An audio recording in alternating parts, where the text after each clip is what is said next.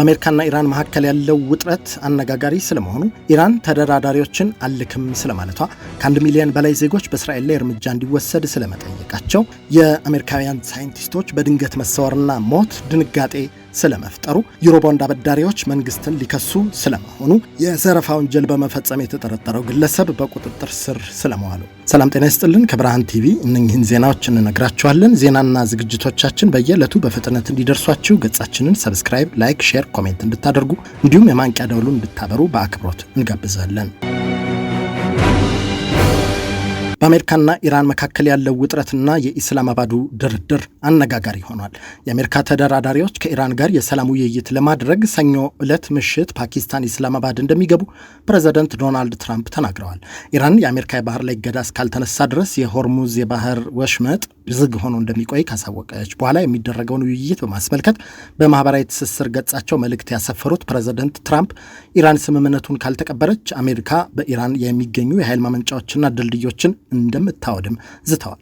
የኢራን ሰራዊት በሆርሙዝ ሰርጥ የምታልፍ ነዳጅ ጫኝ መርከብ ላይ ተኩስ መክፈቱን ተከትሎ ኢራን የተኩስ አቁም ስምምነቱን ጥሳለች ሲሉ የከሰሱት ፕሬዝዳንት ትራምፕ በፓኪስታን አቀራራቢነት በኢስላማባድ ከተማ በሚደረገው ንግግር ላይ የሚሳተፉ ባለስልጣናትን ወደ መካከለኛው ምስራቅ መላካቸውን አመልክተዋል። ይህ በእንዲህ እንዳለ ኢራን በበኩሏ ተደራዳሪ ልዑክ እንደማትልክ አመልክታለች። ኢራን በኢስላማባዱ ድርድር ላይ ለመሳተፍ የተጣለባት የባህር ላይ እገዳ እንዲነሳላት ቅድመ ሁኔታ ማስቀመጧን የጠቆመው ተስኒም የዜና ወኪል ቅድመ ሁኔታው ባለመሟላቱ ቴህራን ወደ ኢስላማባድ ምንም አይነት ተደራዳሪ ልዑክ እንደማትልክ አመልክቷል። ፕሬዝዳንት ዶናልድ ትራምፕ ከተጀመረ አንድ ወር ያለፈውን የጦርነት ቀውስ ለመፍታት ተደራዳሪ ልዑካቸውን ወደ ፓኪስታን እንደሚያቀና በገለጹበት መልእክታቸው ለኢራን ፍትሐዊ የስምምነት ሀሳብ መቅረቡን አመልክተው እንደነበር ይታወሳል። ከዚሁ ዜና ሳንወጣ የነዳጅ አቅርቦት 1/5 የሚያልፍበት ሆርሙዝ በድጋሚ መዘጋቱ በዓለም አቀፍ ደረጃ የነዳጅ ዋጋ እንዲንርና የኢኮኖሚ ቀውስ እንዳይባባስ ስጋት መፍጠሩ ተሰምቷል። ባለፈው ሳምንት ማብቂያ በእስራኤልና ሄዝቦላህ መካከል የተደረሰው የ10 ቀናት የተኩስ አቁም ስምምነትን ተከትሎ የሆርሙዝ ሰርጥ መከፈቱን ያወጀው የኢራን አብዮታዊ ዘብ ከአንድ ቀን ባነሰ ጊዜ ውስጥ መልሶ ሰርጡን እንደዘጋ ባስታወቀበት መግለጫው የአሜሪካ ጠባጫሪነት ለዚህ ውሳኔ ገፊ ምክንያት እንደሆነ ማመልከቱ ይታወሳል። ይህ በእንዲህ እንዳለ የየመን ሀውቲዎች ባብል መንደብን እንደሚዘጉ ማስጠንቀቃቸው ተሰምቷል። በቴህራንና ዋሽንግቶን መካከል የሰፈነው ውጥረት አሁንም ማባሪያ ባላገኘበት በዚህ ወቅት የተላለፈውን ይህን የሀውቲዎቹ ማስጠንቀቂያ በኤክስ ገጻቸው ይፋ ያደረጉት የታጣቂው ቡድን ከፍተኛ ባለስልጣን ሁሴን አልኤዚ ቡድናቸው መተላለፊያውን ከዘጋ ማንም ቢሆን የማይቋቋመው ጫና ይፈጠራል ብለዋል። በስዌዝ ካናል በኩል አውሮፓን ከእስያ ጋር የሚያገናኘውና ለንግድ ዝውውር በጣም ወሳኝ ከሆኑ ዓለም አቀፍ የባህር ንግድ መስመሮች አንዱ ነው የሚባልለት ባቤል መንደብ ለመዝጋት የዛቱት ሀውቲዎች የእስራኤልና አሜሪካ ቅንብር ጥቃት ባለፈው ወር ኢራንን በመታበት ወቅት በተለይ በእስራኤል ላይ በርካታ ጥቃቶች መሰንዘራቸውን ያወሳው ዶይቼ ቬለ ነው። ከ1 ሚሊዮን በላይ ዜጎች በእስራኤል ላይ እርምጃ እንዲወሰድ መጠየቃቸው ተሰምቷል። የፈረንሳይ የአውሮፓ ፓርላማ አባል ማኖን ኦብሪ እንዳስታወቁት ከ1 ሚሊዮን በላይ የሚሆኑ የአውሮፓ ህብረት ዜጎች በእስራኤል ላይ እርምጃ እንዲወስድ የሚጠይቅ ፔቲሽን አቤቱታ በይፋ መፈረማቸውን አመልክተዋል። ይህ ቁጥር በአውሮፓ ህብረት ህግ መሰረት የአውሮፓ ኮሚሽንና የአውሮፓ ፓርላማ ዜጎቹን ጥያቄ በግዴታ እንዲገመግሙና ምላሽ እንደሚሰጡ ያስገድዳል። የአውሮፓ ዜጎች ይህንን ፔቲሽን ያዘጋጁት እስራኤል በጋዛ ሰርጥ ለምትፈጽመው ድርጊት ተጠያቂ እንድትሆን ነው የተባለው።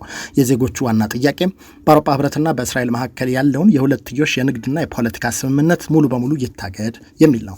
ይህን ማገድ በኢኮኖሚና በዲፕሎማሲ ረገድ ከፍተኛ ጫና እንደሚፈጠር ያመለከቱት መገናኛ ብዙሃን እስራኤል በጋዛ ሰርጥ ንጹሐን ዜጎች ላይ ላደረሰችው የሞት የአካል ጉዳትና የጅምላ ማፈናቀል ህጋዊ ተጠያቂ እንድትሆን አውሮፓውያኑ አጥብቀው እንደሚሹ አመልክቷል።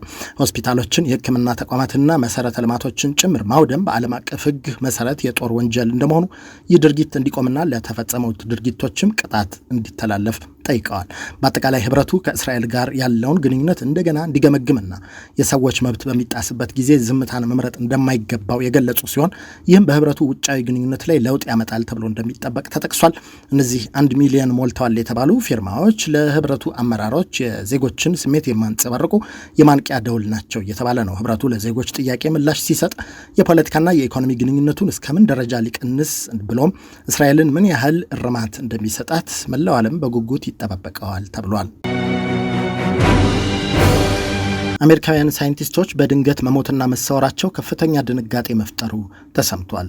ቁጥራቸው በርከት ያሉ ናቸው የተባሉ የአሜሪካ የኒውክሊየርና የኤሮስፔስ ሳይንቲስቶች ከ2023 ዘመን አጋማሽ ጀምሮ ምክንያቱ ባልተደረሰበት መልኩ ሕይወታቸው እያለፈ ወይም ደብዛቸው እየጠፋ እንደሚገኝ መገናኛ ብዙሃን አስነብበዋል።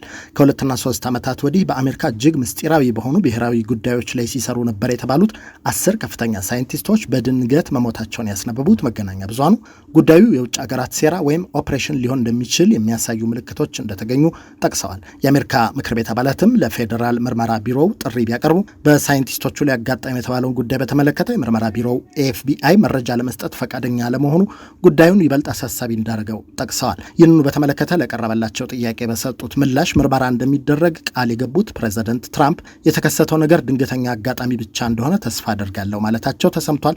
ፕሬዚደንቱ አክለው ከሟቾች መካከል አንዳንዶቹ በጣም አስፈላጊ ሰዎች እንደነበሩ ከጠቆሙ በኋላ ምርመራው በሚቀጥሉት 10 ቀናት ውስጥ ተጠናቆ ውጤቱ ለሕዝብ ይፋ እንደሚደረግ ገልጸዋል። ችግሩ ከተከሰተባቸው ሳይንቲስቶች መካከል በመኖሪያ ቤታቸው ደጃፍ ላይ የተገደሉ፣ የቤት ስልካቸውን አስቀምጠው እንደወጡ ሳይመለሱ የቀሩና በእግር ጉዞ ላይ እያሉ ጥቃት የተፈጸመባቸው እንደሚገኙበት መገናኛ ብዙሃን አስነብበዋል።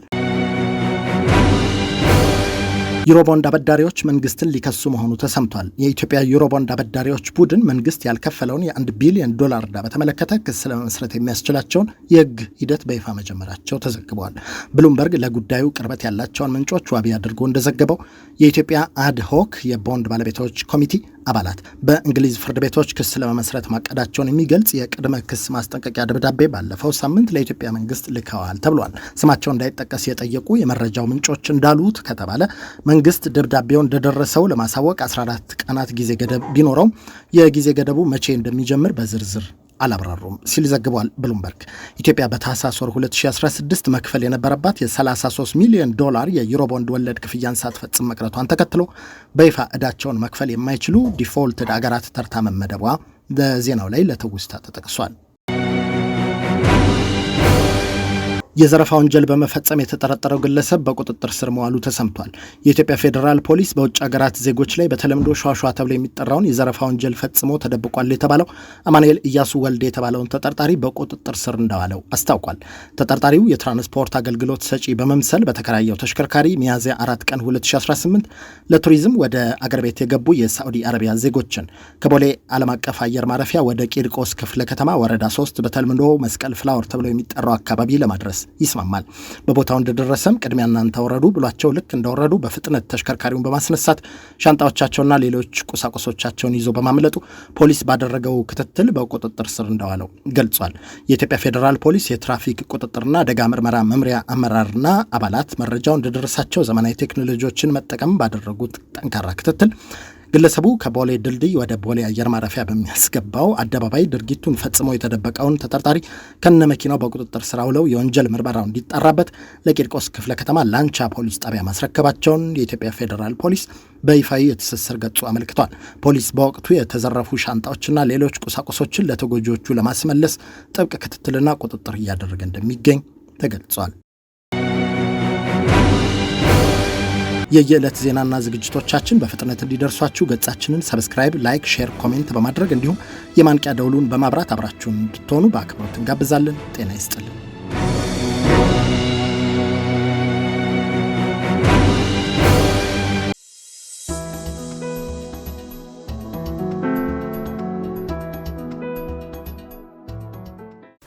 Are you a young person trying to figure out your next move? Or a young parent who needs real support, not just advice? We have built something for you. A community, a network, a place where you belong. And mentors who looks like you. Who have been where you are and want to help you get where you are going. Are you ready to take your first step? Go to sankofamentorship.org right now.